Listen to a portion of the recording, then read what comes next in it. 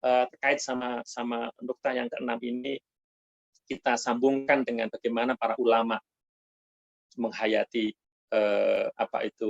syahrul Ramadan, syahrul Quran. Semua ulama, semua wali-walinya Allah itu meneladani baginda Rasulullah Shallallahu Alaihi Wasallam. Baginda Rasulullah Shallallahu Alaihi Wasallam ketika bulan suci Ramadan datang itu memang memprioritaskan menguatkan interaksinya dengan Al-Quran lebih dibandingkan dengan hari-hari biasa. Kalau kita membaca sirah Rasulullah akan menemukan bahwa baginda Nabi kalau bulan suci Ramadan itu mudarasatul Quran dengan malaikat Jibril itu sampai 2 kali. Nah, para ulama kemudian melakukan hal yang sama. Contoh, Imam Malik rahimahullah, gurunya Imam Syafi'i. Itu setiap kali datang bulan suci Ramadan selalu berkata, Ja'a syahrul Quran, Ja'a syahrul Quran. Telah datang bulan Al-Quran. Imam Malik kita kenal bersama sebagai ulama besar yang punya kitab yang sangat terkenal, kitab Al-Muwatta. Beliau mengajar di hadis di Masjid Nabawi, juga seorang fuqaha yang punya madhab diikuti oleh jutaan umat manusia juga ya saat ini. Imam Malik kalau datang Ramadan itu majelis hadisnya ditutup hanya untuk Al-Quran. Hanya untuk Al-Quran. Apa nggak boleh belajar hadis? Tentu boleh. Tapi Imam Malik merasa bahwa ini adalah waktunya untuk Al-Quran. Syahrul Quran. Maka dalam sejarah ditulis Imam Malik itu kalau bulan suci Ramadan dia menghatamkan situno khatmah, 60 khataman. Siang sekali khatam, malam sekali khatam. 60 khatam. Itu Imam Malik. Hal yang sama juga dilakukan oleh Imam Syafi'i rahimahullah. Juga imam-imam yang lain. Hal yang sama juga dilakukan oleh Al-Imam Badi'uz Zaman Sa'id Nursi. Yang menarik sekali ya, misalnya murid beliau yaitu Al-Ustadz Bayram Yaksel itu menceritakan bahwa Syekh Badi'uz Zaman Sa'id Nursi itu sangat-sangat memperhatikan Ramadan sebagai syahrul Quran. Bahkan pemanasannya itu jauh sebelum Ramadan.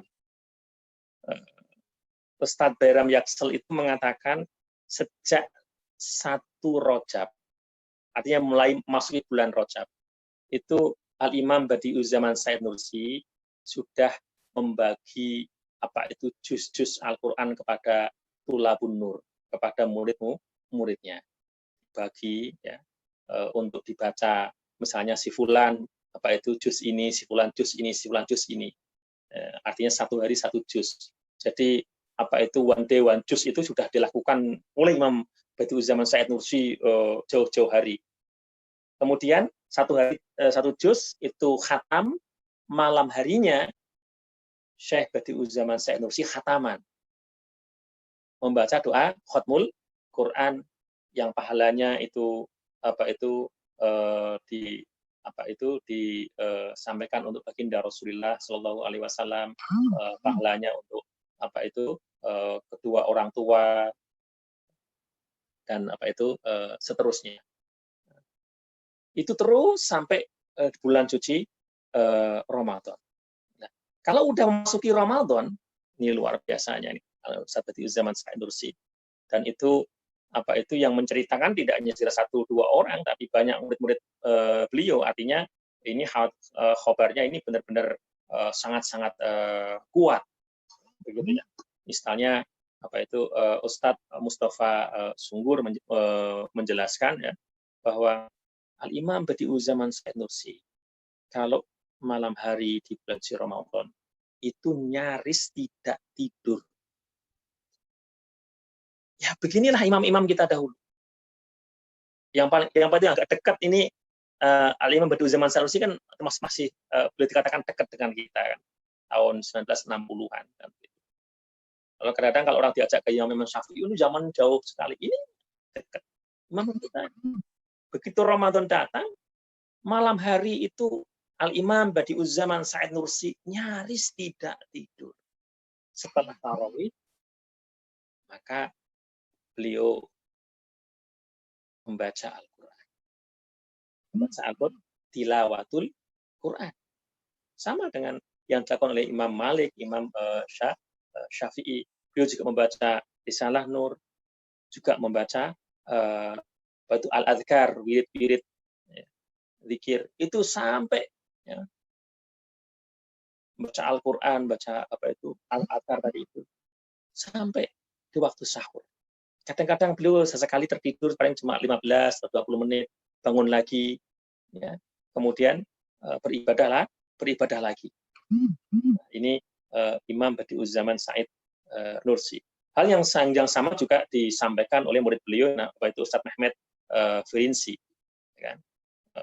Imam Badi'uzzaman Sa'id Nursi selama Ramadan itu menghabiskan waktunya untuk ibadah kepada Allah Subhanahu wa Ta'ala. Jadi Ramadan itu syahrul ibadah, dan malam hari fokusnya adalah selain salat tahajud adalah tilawatul Quran, ya kan?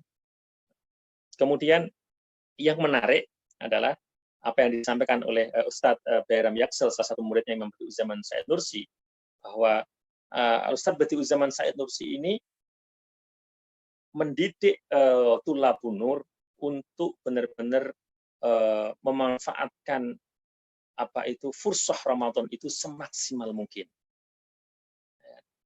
Mulai tanggal 15, ya, malam 15 sampai berakhirnya Ramadan, itu kalau malam Thulabun Nur itu nyaris tidak boleh tidur oleh Imam Badi'uzzaman Sa'id Nursi. Jadi mulai 15 Ramadan itu nggak boleh tidur. Kalau tidur diperciki air. Tidur diperciki air itu apa? Untuk ibadah. Untuk ibadah. Kenapa? Karena supaya mendapatkan Lailatul Qadar. Ini kan guru yang luar biasa. Luar biasa. Paling tidak kita memahami ya apa yang dilakukan oleh Imam Badi'uzzaman Sa'id Nursi sesungguhnya adalah meneladani al-a'immah ini qablahu, imam-imam sebelumnya. Ya begitulah sunnahnya orang-orang yang soleh, sunnahnya aulia illah, sunnahnya para sahabat Nabi yang juga yang paling menjadi teladan tentu adalah baginda Rasulullah Shallallahu Alaihi Wasallam. Jadi poin yang nuktah yang ke-6 tadi terkait sama Al-Quran seperti itu. Jadi kita bisa melihat, bisa merasakan betapa dahsyatnya Imam Badi'uzzaman Sa'id Nursi memanfaatkan bulan suci Ramadan sebagai syahrul ibadah wa syahrul Quran. Maka mari kita siapkan diri kita untuk menyongsong Ramadan ini semaksimal mungkin. Juga kita siapkan benar-benar waktu kita untuk berinteraksi dengan Al-Quran, kita bermesraan dengan kalamullah, ya kan? Bermesraan dengan kalamullah.